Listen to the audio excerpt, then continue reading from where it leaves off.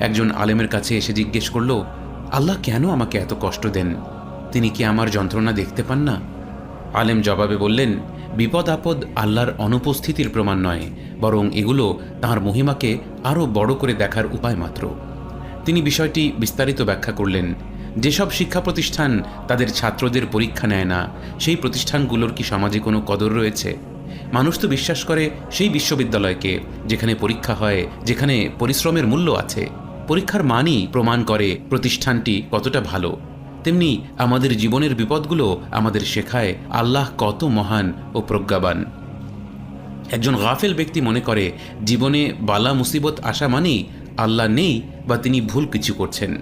কিন্তু মুমিন ব্যক্তি বোঝে বিপদ আসলে তাঁর হিকমত ও কুদরতের নিদর্শন। যদি দুনিয়ার সবাই ধনী হতো বা সবাই গরিব হতো অথবা সবাই জ্ঞানী হতো, তবে জীবনের ভারসাম্যই নষ্ট হয়ে যেত। আল্লাহ তাআলা পবিত্র কোরআনে বলেছেন, আমি তোমাদের কাউকে কারো উপর মর্যাদায় উন্নত করেছি জীবিকা বা সম্পদ দেওয়ার মাধ্যমে।